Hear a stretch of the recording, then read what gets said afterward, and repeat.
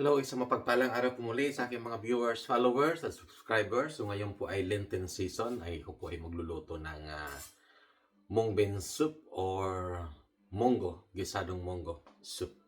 So napakita ko sa inyo ang aking mga ingredients. So, ito yung aking mga ingredients na gagamitin, no? Ayan, fresh chili, garlic, onion, tomato, tapos yung maliliit na prawn. Tapos sa smoked mackerel. So itong masarap, mas maraming yung mackerel.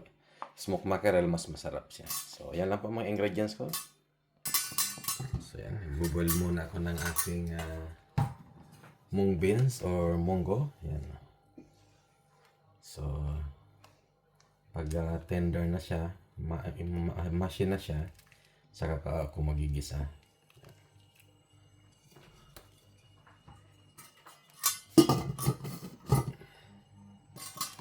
So, maglalagay din tayo ng spinach mamaya. Ito yung aking pinaka-vegetable na ilalagay. So, mag-iisa muna tayo ng garlic. So, itong aking recipe ay simple lang naman. At madaling sundan. At least, nakakakuha kayo ng idea sa mga lulutuin nyo. Kasi minsan mahirap din mag-isip ng lulutuin.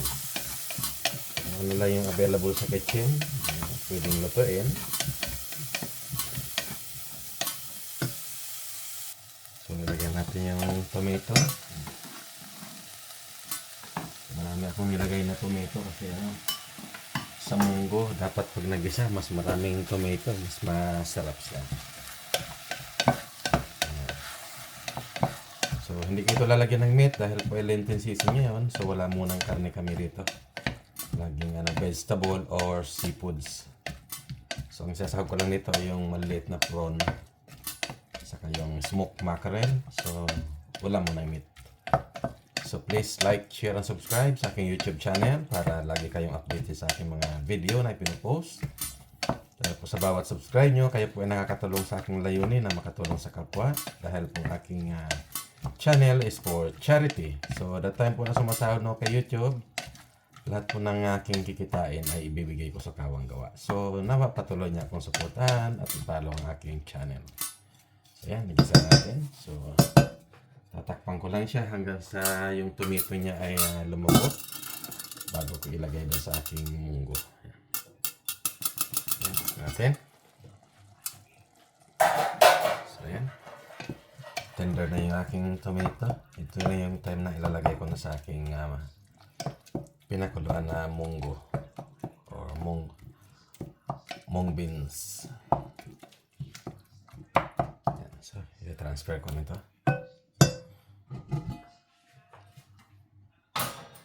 So, imumove lang natin itong malaki dito. Ayan. So, ilagay natin yan.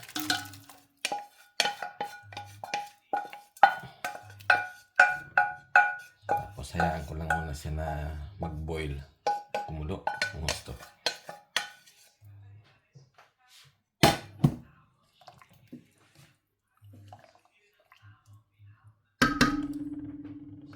So, ito yung aking smoked fish. So, hiwain ko lang ito, tapos ilagay ko dun. So, hindi ko na lalagyan ng seasoning dahil ito is medyo salty. Tapos yung aking prawn is medyo salty rin. Dried kasi yon, so salty siya. So, lahat ito ilalagay ko sa aking munggo.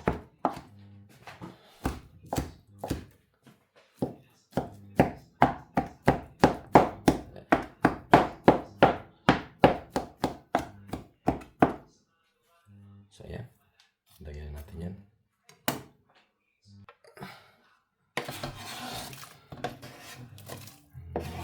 Masarap yung munggo pag maraming smoked fish.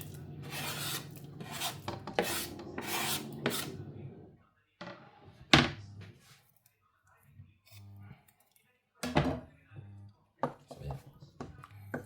So mamaya isasunod ko yung aking prawn pag medyo ano na siya talaga. Tender na yung munggo.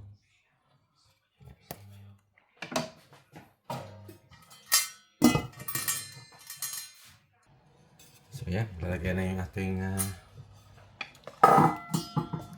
shrimp. Oh, ang bango, amoy tinapa. So mas maraming tinapa, mas masarap sa munggo. So ito na yung aking, ayan, lalagay ko yung aking shrimp.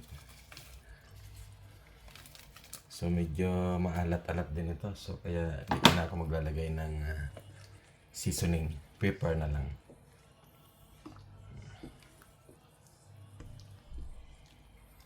So yan.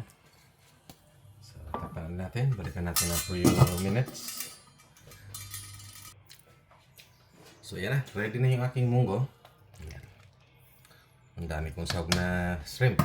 So lalagyan ko siya ng spinach. Alam mo mas masarap. Sagana sa ingredients.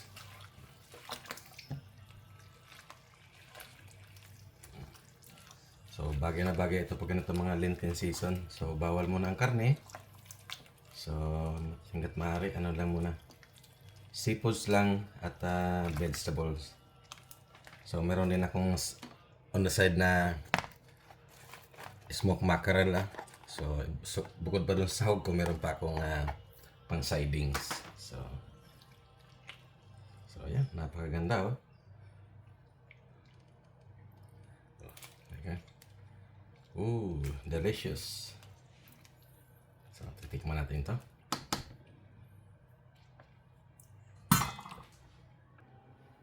So ayan na siya. Talaga naman daming sahog.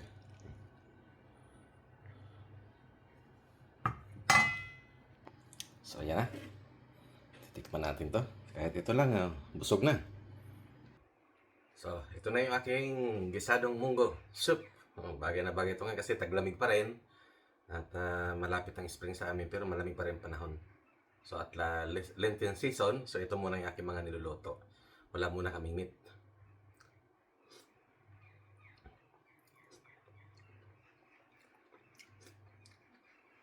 Medyo spicy siya kasi maraming black pepper. So muli, salamat po muli sa inyong panonood sa aking channel. God bless po.